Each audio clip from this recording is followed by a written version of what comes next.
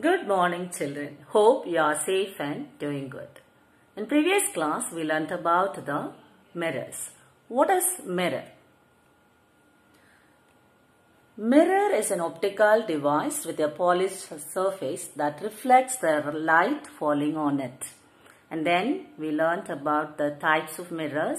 There are two types of mirrors, plane mirror and a curved mirror. Today we are going to learn about the tissue. First, we should know what is tissue. The group of cells have the similar structure act together to perform a specific function. That's called a tissue. There are two types of tissue.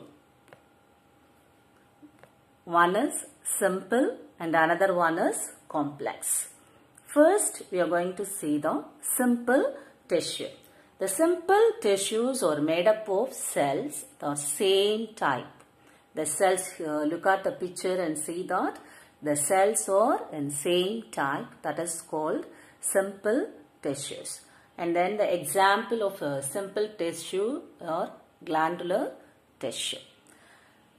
It is a homogeneous type. Okay. Simple tissue is homogeneous. Homogeneous means same type.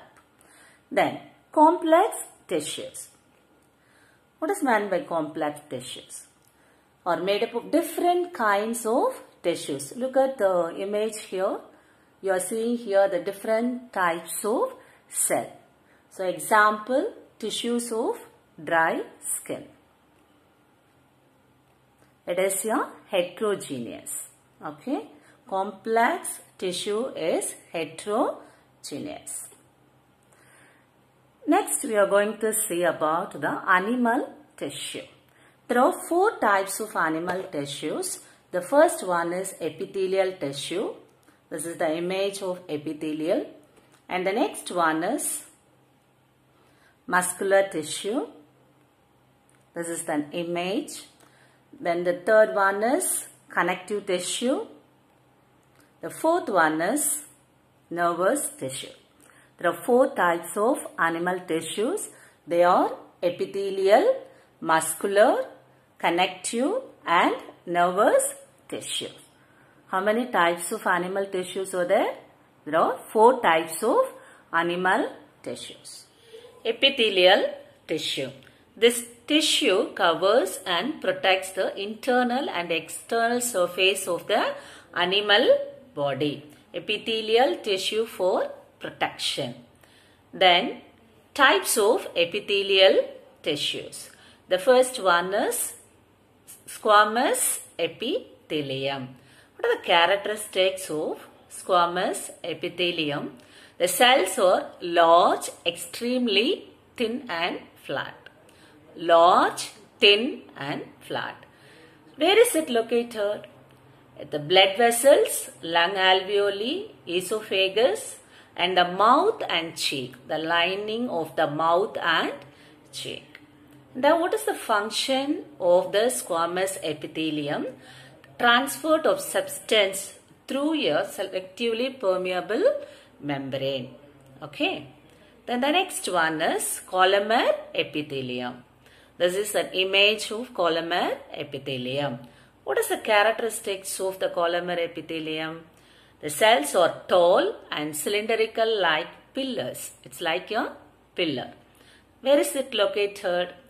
It is the stomach and intestine. Okay. What is the functions of this columnar epithelium? Absorption of nutrients from the digested food. It absorbs the nutrients from the digested food. Okay.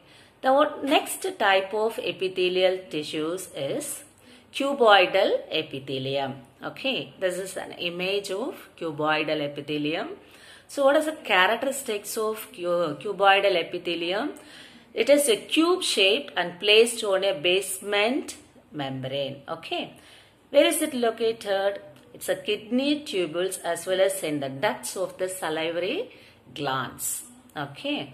What is the functions of this epithelial tissues? It absorption of useful material from the urine before it is passed out. Okay, it absorbs the useful material from the urine. This is the functions of the cuboidal epithelium. Then the next one is glandular epithelium. So what are the characteristics of this is an image of glandular epithelium. Okay, it's which folds inwards to form a multicellular gland. It forms a multicellular gland. Where is it located? It is present in the stomach, intestine and pancreas. It is present in the stomach, intestine and pancreas. So what is the function of this glandular epithelium? It is the synthesis and secretion of substances as at the epithelial surface. Some interesting fact about the epithelial tissue is removing dust particles and foreign bodies not enter to the air passages. The next one is this epithelial tissue is act as a waterproof. Our body is act as a waterproof. Okay, this epithelial tissue is filled with protein that is called keratin. This makes our body as a waterproof. Okay, next we are going to see about that muscle tissue. This is an image of muscle tissue. Okay, what are the characteristics of this? It consists of elongated narrow muscle cells and muscle fibers. Okay, and then where is it located? Mostly attached to bones. The muscle tissues are mostly attached to bones. And the next, what is the function of this muscle tissue? Helps in contraction and relaxation of the body. Okay. Next type is involuntary muscle tissue. Okay. What is the characteristics of this? The fibers are smooth and without striation. Okay. It is fibers are very smooth in this involuntary muscle tissues. So where is it located? The uterus, digestive tract, and a urinary bladder and other internal organs. Okay, this involuntary muscles are located in the internal organs. And then functions. It carry out the movements but which cannot be carried out by our conscious way. Without our conscious, they are carrying out the functions. Okay. So this involuntary muscles are used to carry out by our conscious will. Okay. Then the next muscle tissue is that cardiac and heart muscles. So what is the characteristics of these muscles? These muscles or cells are short, cylindrical and have a single placed nucleus, centrally placed nucleus. Okay, it is very short, cylindrical and a single centrally placed nucleus. So where is it located? It's found in the walls of the heart. Here you are seeing the image. This cardiac muscles present at the walls of the heart. Okay. So what is the function of this muscle tissue? So rhythmic contraction and relaxation of cardiac muscles helps to pump and distribute the blood in various parts of the body. It helps to pump the blood and carry out various parts of the body. Okay, then what is the interesting fact? This is the muscle tissue. Hardest muscles in our body is the chin. Okay. Okay. Next, that is the connective tissue. Tissues that support and then protect, give structures to other tissues and organ in the body. So it connect here, the organ, the tissue is connected the other tissues and other organs and give the structures of this organ. Okay, that is in the body. That is called the connective tissue. Okay. It's made up of cells, fiber and cell-like structure. This connective tissue is made up of cells, fiber and gel-like structure. Okay, it acts as a binding and supporting structure within the body. It acts as a binding and supporting structure within the body. Okay, then what is the characteristics of this connective tissue? It consists of matrix and the cells are embedded in it. Okay, it's found in the deeper parts of the body between the skin and the muscles. This connective tissues are found in the deeper parts of the body between the skin and the muscle. So what is the function? It connects various organs, keep them in the places. Okay, it connects the various organs. This connective tissue connects the various organs and keeps them in the place.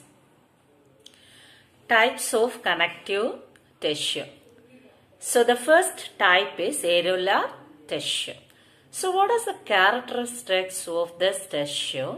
It is made up of gelatinous matrix containing the cells and irregularly arranged fibers. It has the irregularly arranged fibers. And where is it located? It's between the skin and the muscles and around the blood vessels, nerves and the bone marrow. So it is found between the skin and the muscles around the blood vessels. So what is the functions of this areolar tissue? It supports and strengthens the internal organ. It gives support to the internal organs. And then adipose tissue. So what is that? The cells are filled with fat globules. Okay, it's filled with fat globules. Okay, and where is it located? It is found in the skin, around the kidneys and the internal organs such as intestines. Okay, and then we can say insulate the body and prevents the loss of heat. What is the functions of the adipose tissue? It insulates the body and prevents the loss of heat. And the connective tissue.